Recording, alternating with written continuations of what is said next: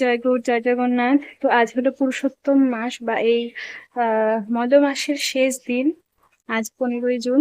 আজকের দিনটা কিভাবে সারাদিন অতিবাহিত হচ্ছে আপনাদের সাথে শেয়ার করব, কারণ আজকে একটু কিছু বিশেষ দিন, কারণ আজকে শেষ হয়ে যাবে, আবারও 3 বছর পর আসবে এই মাস।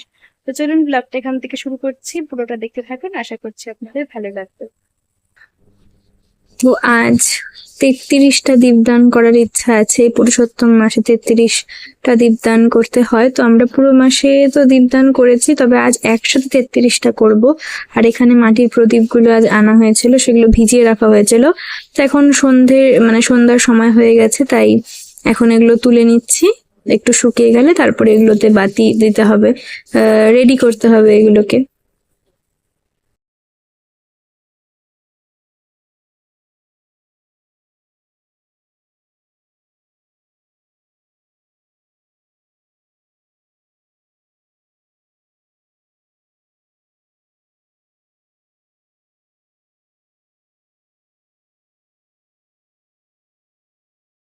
আর এখন জগন্নাথের শৃঙ্গার দর্শন করাই আপনাদেরকে। তো আজ জগন্নাথ দুপাশে দুটো ফুল দিয়েছি, ভালো লাগছে এই সন্ধ্যের সময়। আর চন্দন দিয়েছি পুরো মস্তক একদম ভরিয়ে, কারণ এত গরম পড়েছে। তো জানাবেন কমেন্ট করে কেমন লাগছে জগন্নাথকে, নীলমণিকে দেখতে। তো এখন সন্ধেবেলা আমি প্রদীপ রেডি করতে চলে এসেছি। সন্ধ্যা আরতি হয়ে গেছে, এখন দীপ দানের জন্য একটু সময় লাগবে, তো তাই একটু তাড়াতাড়ি করে এখন বাতিগুলো এখানে তৈরি করছি। আর মা ওদিকে সাহায্য করছিল, তো মাকে বললাম যে একটু ভিডিওটা করতে। তো মাই মোটামুটি বেশিরভাগটা করেছে, এখন আমি একটু করছি অল্প অল্প করে। তো এখন আগে আগে পুরো বাতিগুলো সব রেডি করে নিয়েছি, তারপরে এখন এগুলো তে ঘি দেব। ঘি বা তিলের তেল দিয়ে করা যায়, তো ঘি দিয়ে আমরা করছি, ঘিটা একটু ভালো।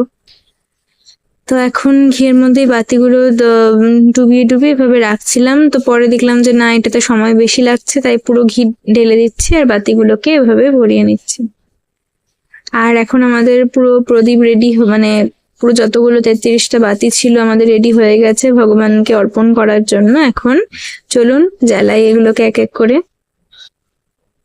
আর সব বাতিগুলো একসাথে জ্বলার পরে কি সুন্দর লাগছে দেখতে আমার, এরকম আলো, এরকম প্রদীপের আলো একসাথে এতগুলো ভীষণ ভালো লাগে, খুব সুন্দর লাগছে।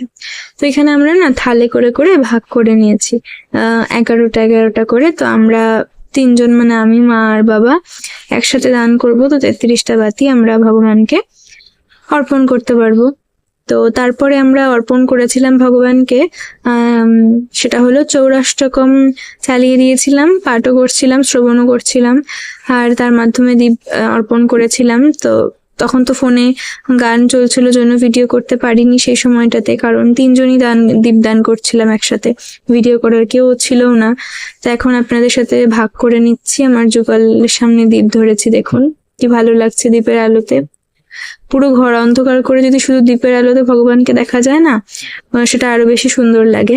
তো এখানেও সুন্দর লাগছে। তারপরে আমরা বৃন্দা দেবীকেও দীপদান করেছিলাম। সব মিলিয়ে আজকের এই দীপদানটা একদম বিশেষ আনন্দপূর্ণ একটা সময় গেল। আজকে শেষ এই মাস, আবারও 3 বছর পর আসবে, ততদিনে আমরা থাকি কি না থাকি, দান করতে পারি কি না পারি আবারও। আর এখন দেখুন চলে এসেছি রাত্রের ভোগ তৈরি করতে। তো আজ তৈরি করছি এখানে সেমাই। তো এখানে ঘি দিয়ে নিয়েছিলাম, আর তাতে একটু বেশি করে আজ করব। তো একটু সেমাই দিয়ে সে সেমাইটাকে ভালো করে একটু ভেজে নিয়েছি। একটু ভালো করে ঘিতে ভেজে নিলে পরে দুধে দেওয়ার পরেও সেমাইটা বেশ ঝরঝরে থাকে আর খুব সুন্দর হয়। তো তারপরে ঘিতে একটু ভেজে নেব। আর আজ সেমাইয়ের সাথে দেওয়া হবে মালপোয়া। মালপোয়া তৈরি করে রেখেছে, আর সেমাইটা এখন আমি বানাচ্ছি। তো ভাজা হয়ে গেছে, এখন তুলে সরিয়ে দিলাম সেমাইটা, আর এই কড়াতেই আবার দিয়ে দিলাম দুধ। তো যেহেতু পুরো কড়াতে একদম ঘি লেগে গেছে না, দুধটা খুব সুন্দর লাগবে না কড়ার সাথে নিচে। তো তারপরে দুধটা একটু জাল দিয়ে আঁচ তারপর কমিয়ে দিয়ে একটু কম আছে আর কি, মোটা ঘন করে নেব দুধটাকে। একটু ঘন করে নেওয়ার পর এটা মোটামুটি 10 থেকে 15 মিনিট মতন ছিল, তো ঘন হয়ে গেছে অনেকটাই। আর তারপরে এখানে দিয়ে দিয়েছিলাম চিনি। এলাচগুলো দেওয়া যায়, তবে আমি ভুলে গিয়েছিলাম পরের দিকে। আর তাছাড়া তারপর মনে পড়েছিল দেওয়ার কথা, কিন্তু ভাবলাম যে থাক, ঘিয়ের একটা সুন্দর সুগন্ধ আসছিল, তো সেটাই থাক, এলাচ আর দেবো না আজ। তারপরে ভাজা সেমাইগুলো দিয়ে দিলাম, দিয়ে বেশিক্ষণ রাখবো না, 1-2 বার ফুটে উঠলে এটা বন্ধ করে দেব, কারণ সেমাইগুলো নইলে বেশি গলে যাবে, তখন ভালো লাগে না, একটু ঝরঝরে থাকবে, সেটাই ভালো লাগে। আর দুধটা ঘন করে নিয়েছি, তো এই সেমাইটা অনেকটা টেনে যাবে, একদম ঘন হয়ে যাবে, ক্ষীরের মতো হয়ে যাবে, গায়ে গায়ে লেগে যাবে একদম। তো এখন সেমাইটাকে যে পাত্রে ভোগ লাগাবো সে পাত্রে তুলে নিচ্ছি আমি, যাতে পরে ঘন হয়ে গেলে যাতে পরে তুলতে অসুবিধা হয় নইলে, তো এখন আমি রেখে দিচ্ছি তুলে। আর এটা ঠান্ডা হয়ে যাবে, তারপরে ভোগ লাগাবো। তো দেখুন, আজকে রাত্রের প্রসাদ দর্শন করুন। আজ ছিল মালপোয়া, আর এখানে কিন্তু জগন্নাথকে 33টা মালপোয়া নিবেদন করা হয়েছে, আর তার সাথে এখানে সেমাই। তো আজকের এই ব্লগটা ছোট্ট হলো যদিও, এখানে শেষ করছি। আশা করছি আপনাদের ভালো লাগলো। যদি ভালো লেগে থাকে তাহলে ভিডিওটিকে একটি লাইক করে চ্যানেলটি সাবস্ক্রাইব করে পাশে থাকবেন। দেখা হচ্ছে পরবর্তী ভিডিওতে। আর কমেন্ট বক্সে অবশ্যই লিখে জানাবেন যে পুরুষোত্তম মাসের শেষের দিনটা আপনারা কিভাবে পালন করলেন, কি করলেন। ভালো থাকবেন, সুস্থ থাকবেন। রাধে রাধে।